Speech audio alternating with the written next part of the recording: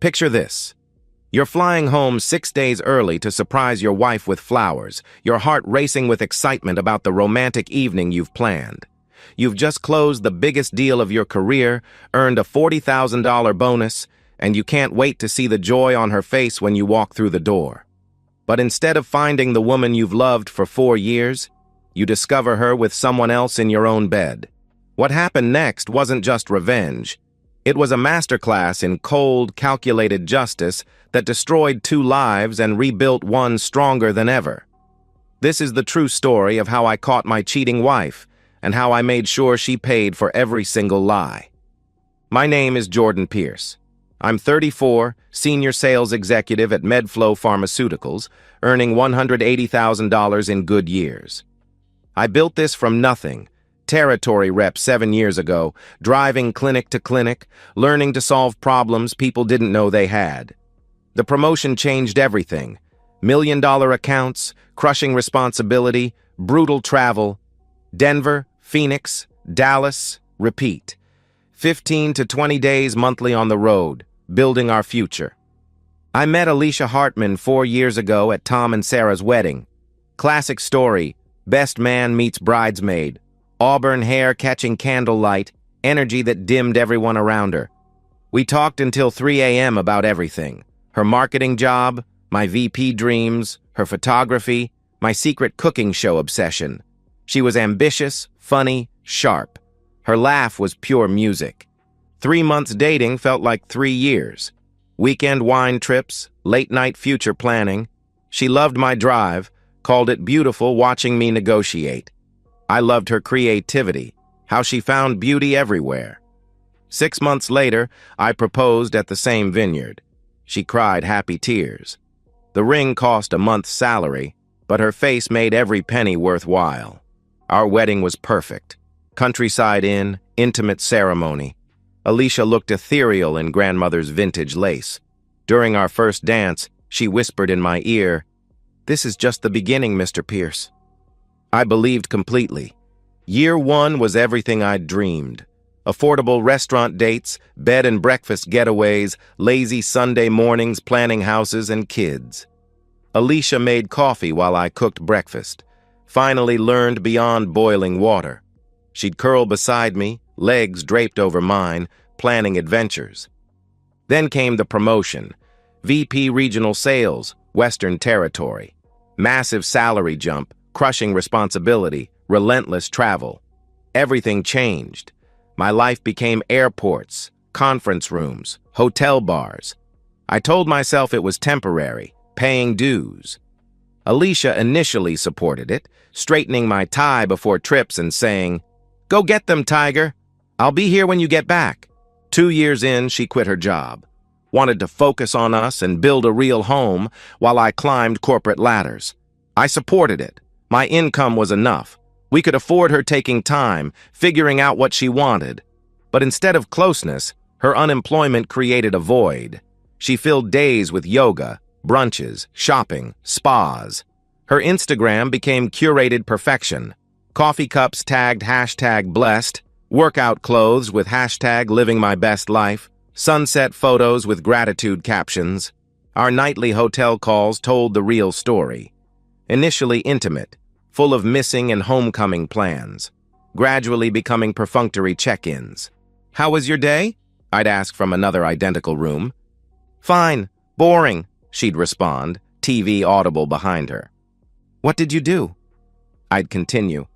"Nothing much, yoga, lunch with Rebecca," she'd answer dismissively. Conversations shortened. Emotional distance crept like fog, subtle until you can't see ahead. I knew something was changing but rationalized it. She was adjusting. Marriage took work, and we'd work through it. I provided well. Wasn't that what mattered? Financial security as foundation for everything else? 3 months ago, calling from Portland. Her phone hit voicemail at 8 p.m. Tried again at 9. Nothing. Finally reached her at midnight. "Sorry, phone was on silent," she said, sounding breathless. "I was at dinner with friends." Until midnight? Tuesday? I didn't question it then. "Which friends?" I asked casually. "Girls from yoga." You don't know them, she replied quickly. I let it slide. Trust was marriage's foundation. Without trust, you had nothing. Now I know without truth, trust is willful blindness. The Austin assignment arrived on a Friday. 10-day trip for $2.3 million contract renewal. Exactly the deal to secure my bonus. I told Alicia that evening, take out Chinese, couch, her scrolling Instagram while I outlined opportunities. 10 days in Austin, I said. Close this deal, we're looking at a $40,000 bonus. Okay, she said without looking up. Just okay. Not great or proud. Like I'd mentioned picking up milk. That response felt different. Colder. More distant. Packing Sunday night, I grabbed my phone charger from Alicia's car. Mine died. Same model. Found it. Receipt tucked in cup holder. Osteria Morello, upscale downtown Italian. Dinner for two, $180. Dated from the previous Thursday 2 weeks ago. Standing in our driveway, mind racing. That Thursday 2 weeks ago, I'd called from Denver around 8. She'd said she was home, had already eaten, was watching Netflix. But this receipt told different stories. Dinner for two at 9:30, wine, dessert. Someone paid $180 for romance while I was 1,200 miles away, believing my wife ate leftovers alone. I pocketed the receipt silently. Small doubt seed planted deep, already growing. Monday morning, I kissed Alicia goodbye at the door. She barely looked up from her coffee. See you in 10 days, I said. She murmured, still scrolling her phone. I drove to the airport with that receipt burning my wallet. But boarding my Austin flight, I couldn't shake the feeling something fundamental had shifted. The life I thought we'd built felt suddenly fragile. I didn't know yet the wind was becoming a hurricane. Austin Bergstrom Airport, Monday morning. Fluorescent lights, overpriced coffee, tired travelers. But I felt energized walking through that terminal. This was my element. High-stakes negotiation, million-dollar deals, corporate chess. Southwest Medical Distribution wasn't just another client. They were the client. $2.3 million annual contract. Expansion potential if played right. The kind of deal worth 10 days away to close. Adrian Ross, their VP of procurement, met me downtown. Silver-haired, built his career saying no to salespeople like me, but I'd done homework. Their pain points, supply chain delays, margin pressure, compliance headaches. I had solutions. Jordan Pierce, I said, extending my hand, ready to solve problems. His handshake was evaluating as he replied, We'll see. First day was reconnaissance. Department meetings, facility tours, listening more than talking. Impressive operation, state-of-the-art warehouse, sophisticated inventory. But I spotted cracks. Late deliveries costing penalty fees. Current supplier couldn't guarantee stock during flu season spikes. They needed reliability over rock-bottom pricing. I called Alicia that night from the hotel bar, reviewing notes over bourbon. How was your first day? She asked, TV audible behind her. Good. Complex deal, but I understand what they need, I answered. She responded dismissively. 6 minutes total. She seemed distracted, eager to get off. When I said, I love you, there was a pause before she reciprocated. Tuesday was strategy development. Morning with logistics, mapping delivery schedules, identifying bottlenecks. By afternoon, I had a proposal forming. Guaranteed delivery windows, surge capacity for seasonal spikes, dedicated account management. Not cheapest option, but smartest. Tuesday night's call was shorter. How was your day? I asked. Fine. Yoga, lunch with Stephanie, she replied curtly.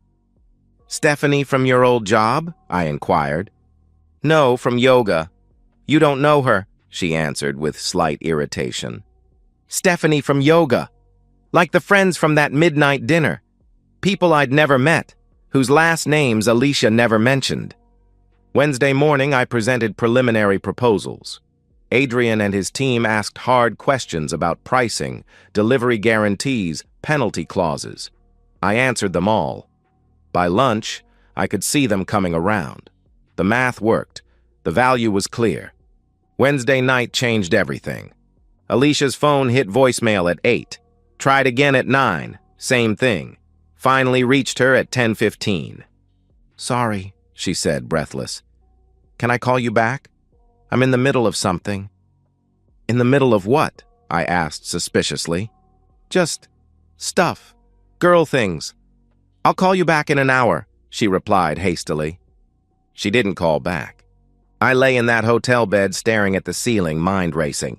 2 unexplained late nights in 3 days. The Osteria Morello receipt burning in my memory.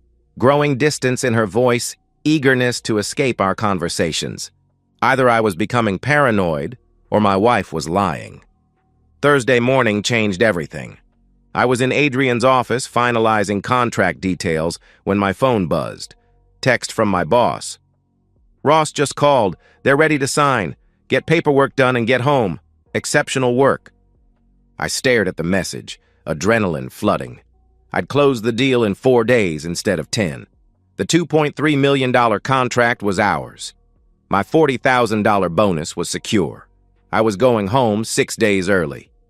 As Adrian and I shook hands over signed contracts, an idea formed. Don't tell Alicia. Surprise her. Show up with flowers, plan romantic dinner, reconnect. We needed this. The flight home felt like Christmas morning. I kept checking my phone, resisting texting urges. The surprise would be perfect. Her face when I walked through the door 6 days early, shock, joy, reminder that our marriage was worth fighting for.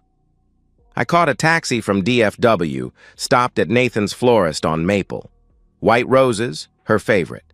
$60 for 2 dozen. "Special occasion?"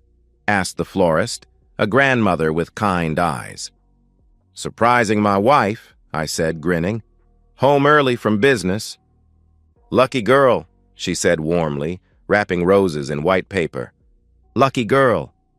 Yeah, Alicia was lucky. We both were.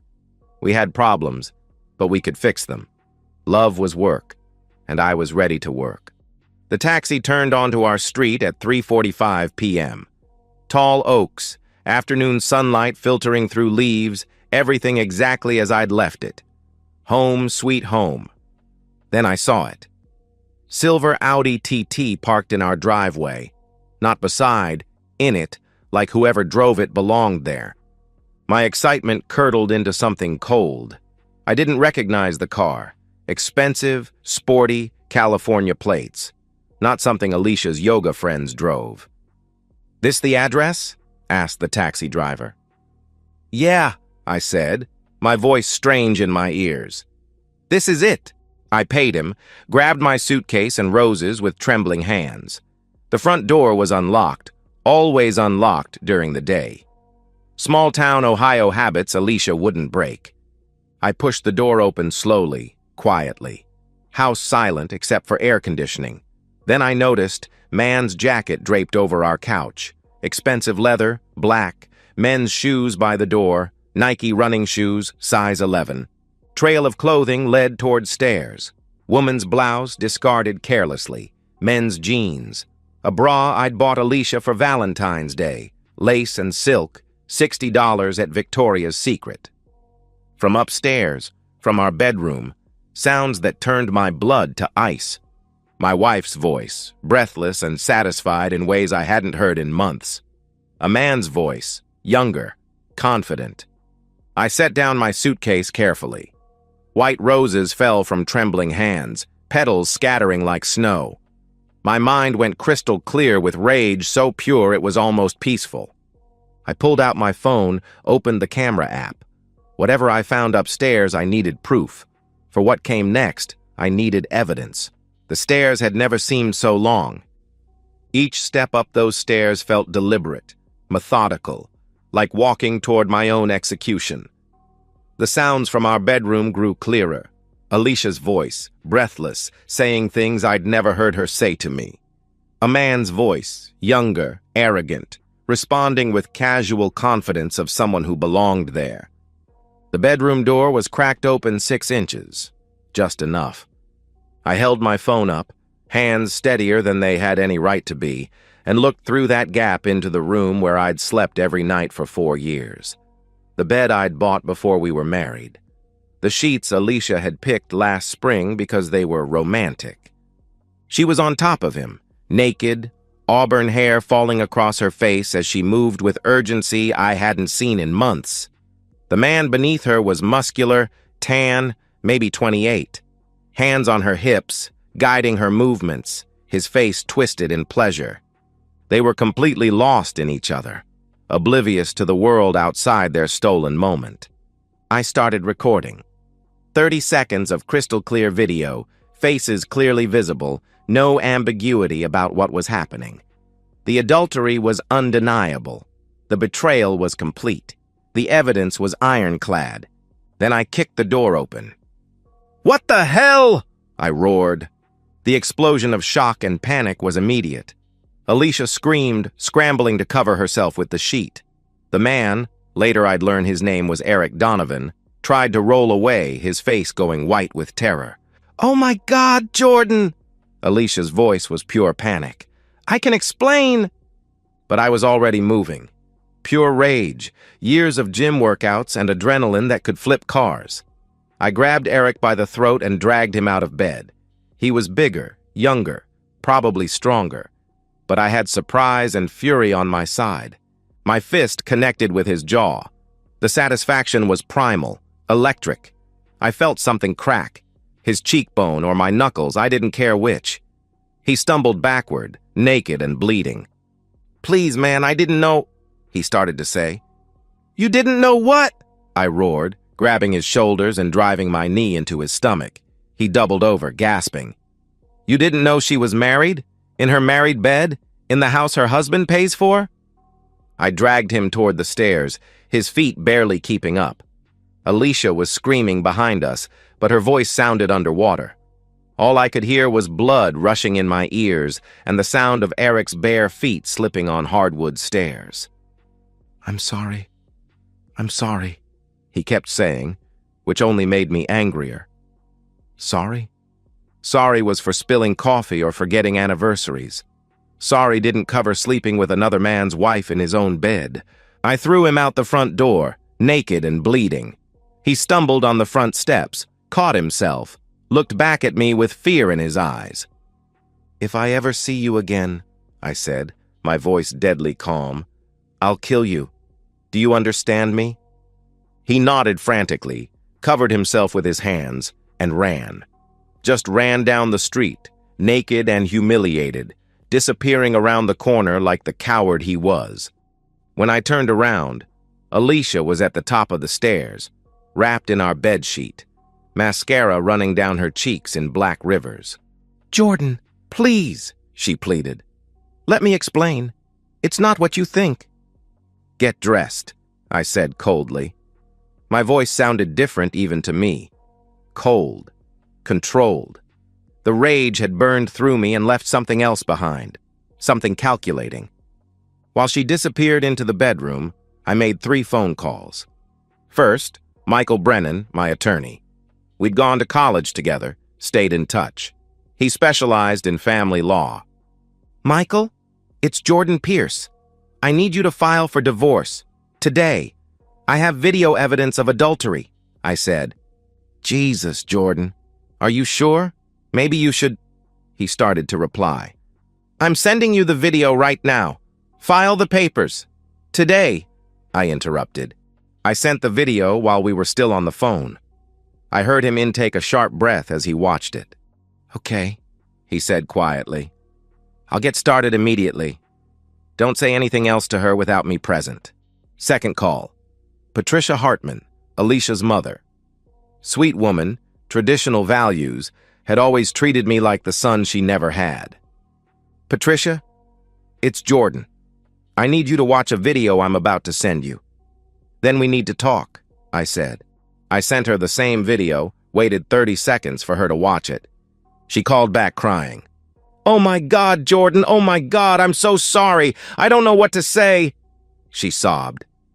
"Tell her she's not welcome at your house. Tell her she made her choice," I said firmly. "But Jordan, she's my daughter," she protested. "And I was your son-in-law, until 30 minutes ago when I found her f***ing another man in our bed. Watch that video again, Patricia, then decide whose side you're on, I replied coldly. I hung up. Third call. I didn't make it. I realized I needed to document everything first. Chain of evidence, timestamps, witnesses. Michael was right. I needed to be smart about this. I took photos of the scattered clothes in the living room, the unmade bed upstairs, the silver Audi still sitting in my driveway like a monument to my humiliation. Everything documented, time-stamped, geotagged. Alicia came downstairs 10 minutes later, dressed in jeans and a sweater, her face puffy from crying. She tried to approach me, but I held up a hand. "Don't," I said firmly. "Just don't." "Jordan, please. It was a mistake. I never meant for this to happen. I love you," she pleaded. "You have 10 minutes to grab whatever you can carry. Then I'm calling the police," I stated. "What? Why?" "Jordan, we need to talk about this," she protested. "You want to talk? Here's the conversation. This house is in my name only. I bought it before we were married. You have no legal claim to it. Your name isn't on the mortgage, deed, or any utilities. As of right now, you're trespassing," I explained coldly. The legal reality hit her like a slap. I'd been smart when we got married, kept the house in my name, kept my assets protected. At the time, I'd thought it was just good financial planning.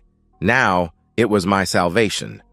"But where will I go?" she asked, sounding like a lost child. "That's not my problem anymore. You should have thought about that before you decided to destroy our marriage," I replied without emotion. She broke down then, sobbing, trying to explain. It had only been going on for 6 months. Eric was just a trainer at her gym. It didn't mean anything. She'd been lonely, confused, making bad choices. She loved me. We could work through this, couples therapy, whatever it took. But I wasn't listening anymore. My mind had moved past emotional devastation to practical matters. Asset protection, reputation management, legal strategy, the business side of betrayal. 9 minutes, I said, checking my watch.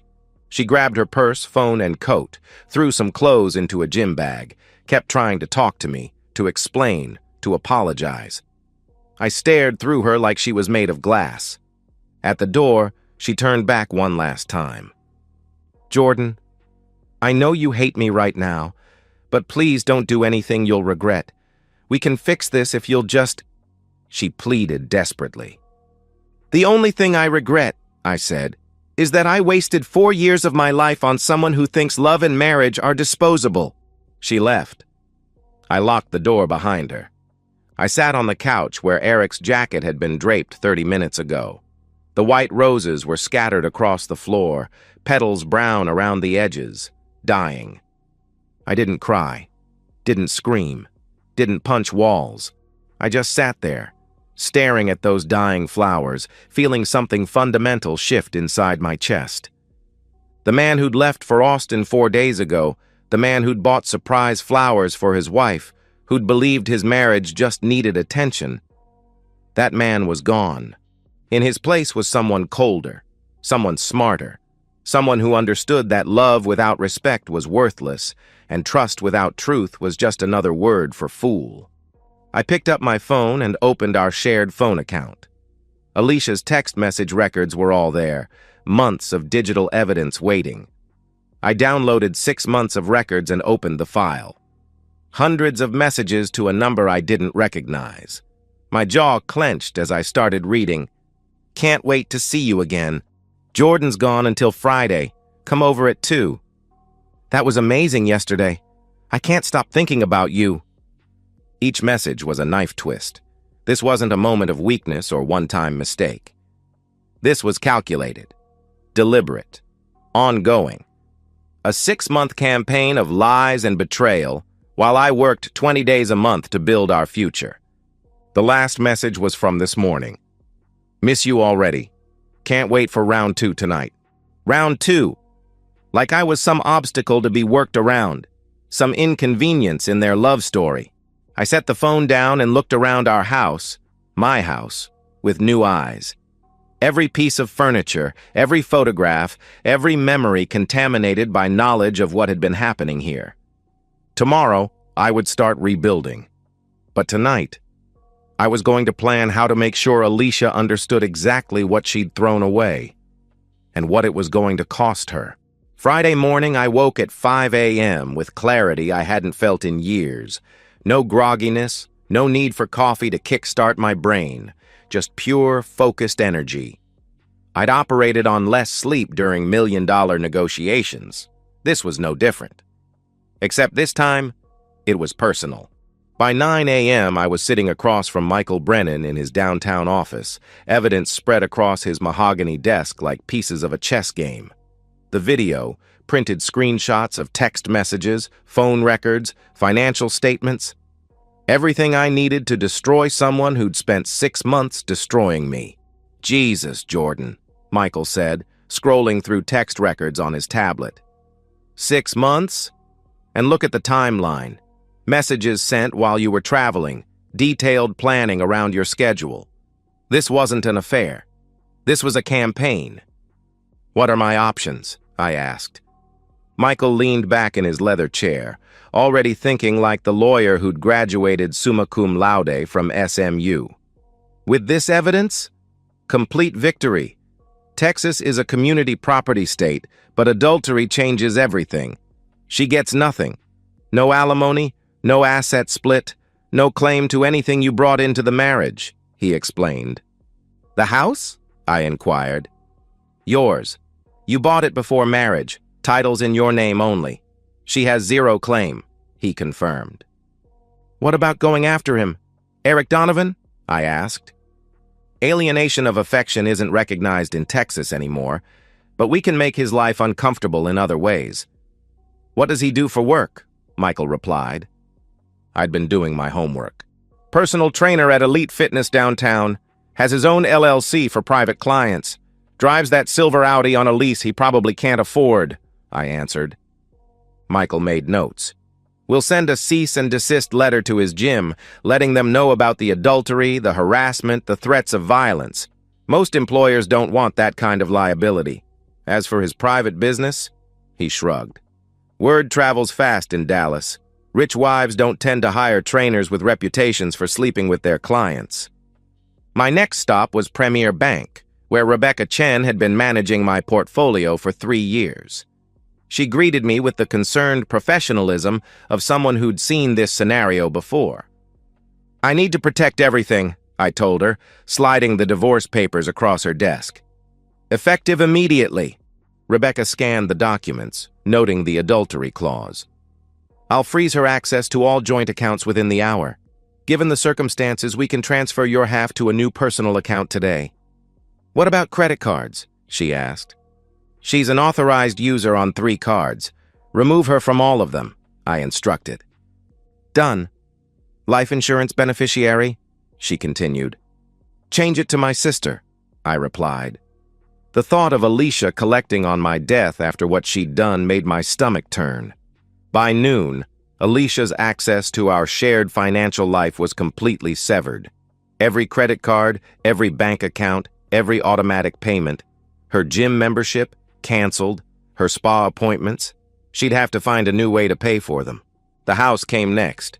New locks, because I wasn't taking chances. The locksmith, a guy named Pete with calloused hands and kind eyes, whistled when he saw the security system I wanted installed. Expecting trouble? He asked. Preventing it, I replied firmly.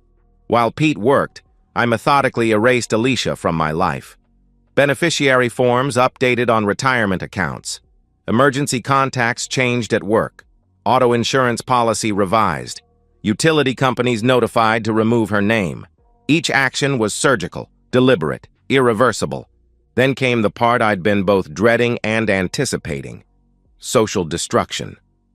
I crafted a single text message and sent it to 15 people, Alicia's closest friends, my friends who'd become our friends, key family members from both sides. The message was brief and devastating. This is Jordan. I wanted you to hear from me directly. I returned home early from a business trip yesterday and discovered Alicia in our bed with another man. I have video evidence. I filed for divorce on grounds of adultery. I won't be discussing this further, but wanted you to know the truth before she tries to control the narrative. I didn't attach the video. I wasn't cruel, just strategic. But the message was clear, and I knew these people. They'd ask Alicia. She'd deny it. Then Patricia, if she'd found her spine, would confirm it to someone. Truth would spread faster than Alicia's lies ever could. The responses started within minutes. Shock. Outrage on my behalf. Support. Several of Alicia's closest friends texted asking if it was true, their messages dripping with disbelief. I didn't respond. The silence spoke louder than any explanation. Rebecca Matthews, Alicia's maid of honor, sent a particularly telling response. I can't believe she would do this to you. I'm so sorry, Jordan. You deserve so much better. Even her own friends saw the truth immediately. By Saturday morning, Michael called with an update that made me smile for the first time in 2 days. She showed up at her parents' house last night, he said. Richard Hartman, her father, turned her away. Wouldn't even let her inside. Richard Hartman was a retired Marine, old-school values, zero tolerance for dishonesty. I'd always respected him, and apparently the feeling was mutual. What about Patricia? I asked. She tried to advocate for her daughter, but Richard held firm. Quote, We raised her better than this. She's not welcome here until she takes responsibility for what she's done, Michael reported. The social isolation was working exactly as planned. Saturday afternoon, I learned from my network that Alicia had spent the day calling every friend she had. One by one, they went silent. Some blocked her number. Others sent brief, cold responses. I can't believe you did that to Jordan. Don't contact me again. You made your choice.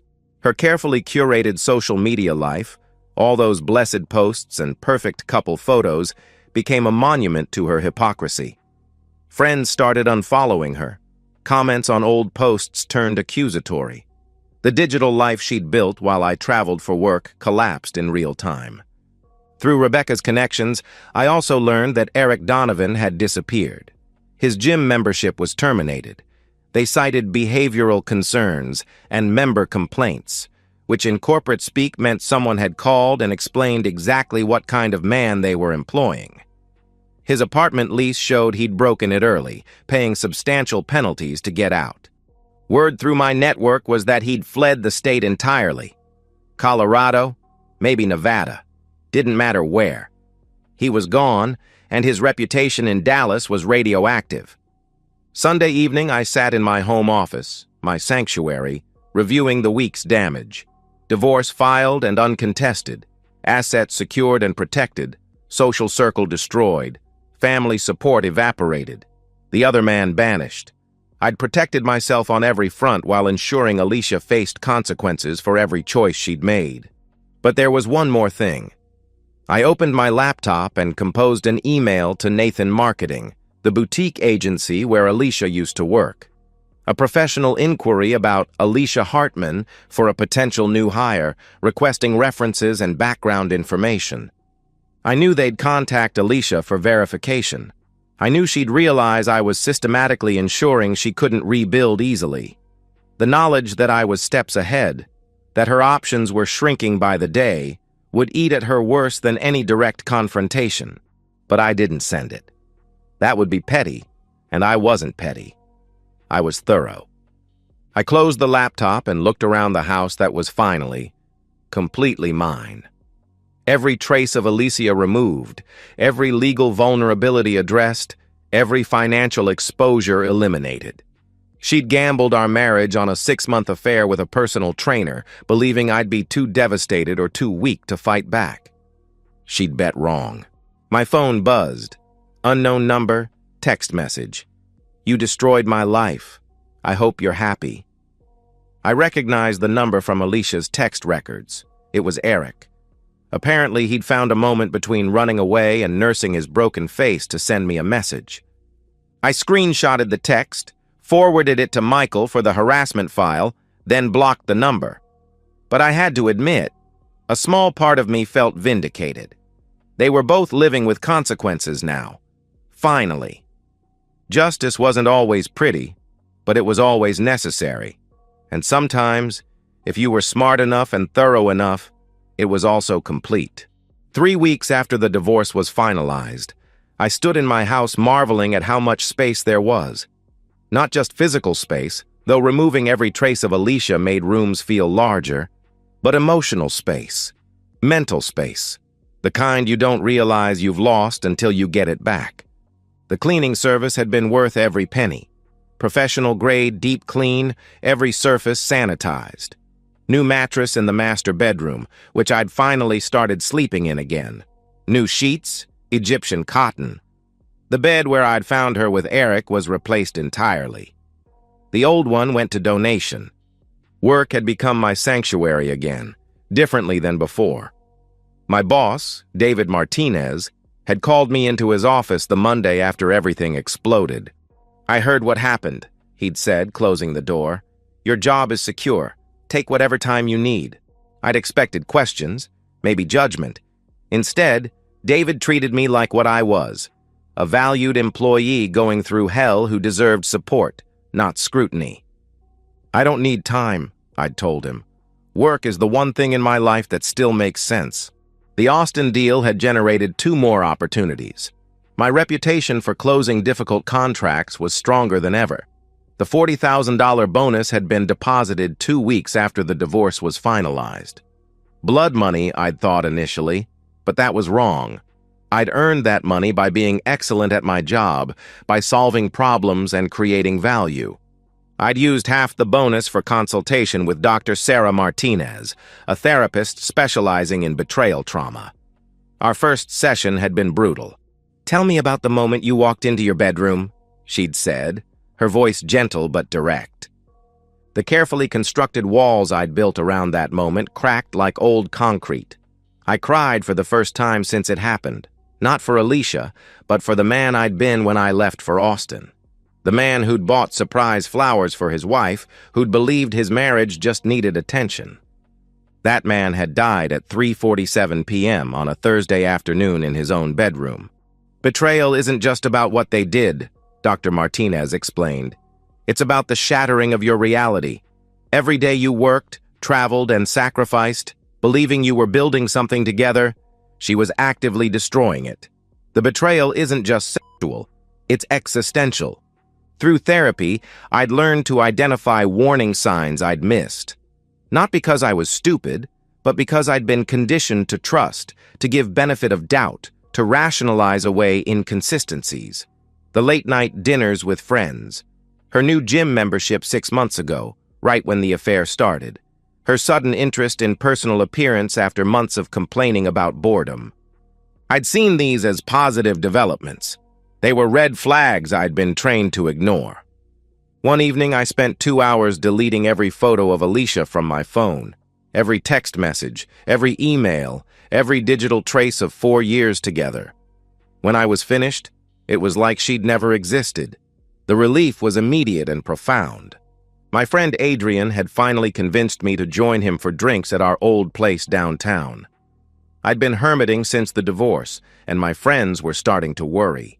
"You did the right thing," Adrian said over bourbon, his voice serious. "Quick, clean, decisive. Some guys would have tried to work it out, gone to couples therapy, gotten played again." "Yeah," I said, staring into my glass. "But there's a part of me that feels—" "What?" he asked. "Empty. Like I won, but I'm not sure what I won," I replied honestly. Adrian studied me with the expression of a man who'd been married 15 years and understood the weight of what I'd lost. "You won your dignity," he said finally. "Your future. Your self-respect. That's not nothing, Jordan. That's everything." He was right. But late that night, sitting on my back porch with a beer, the same porch where Alicia and I used to watch sunsets during those first golden months, I felt the full weight of what I'd lost. Not her, specifically, but the dream of her. The future we'd planned. The family we'd never have. I pulled out my phone and looked at my blocked numbers list. Alicia's number. Eric's number. I could unblock them, see if there were more messages, more attempts at contact or explanation. I could reopen that door, let the chaos back in. I didn't. Instead, I opened my conversation with Dr. Martinez and sent a quick message. "Having a difficult night. See you Tuesday?" She responded within minutes. "Absolutely. Healing isn't linear. Be patient with yourself."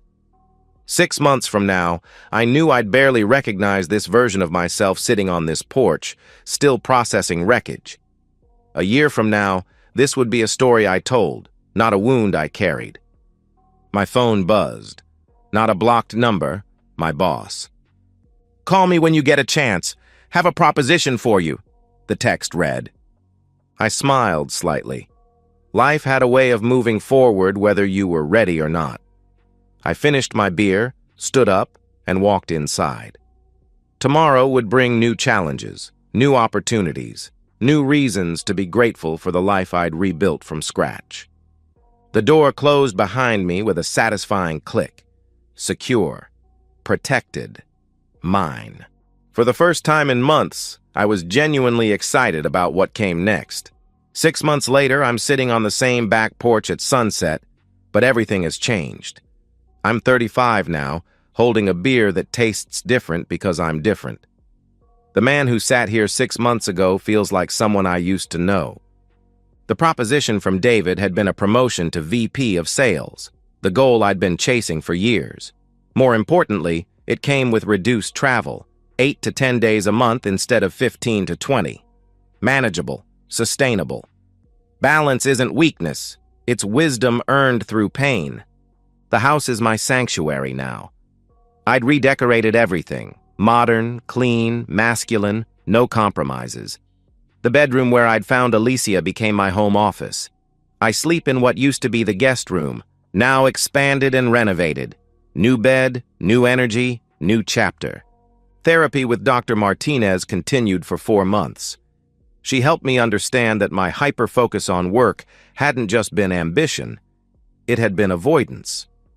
I'd been avoiding intimacy problems in my marriage by staying on the road, telling myself I was building our future while actually running from our present.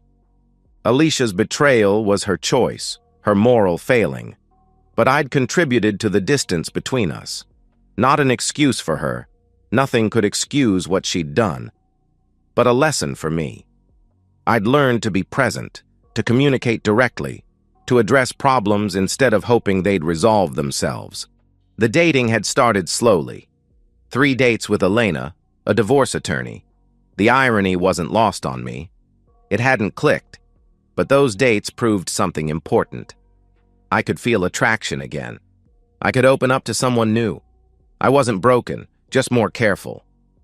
Through Adrian, I'd heard updates about Alicia.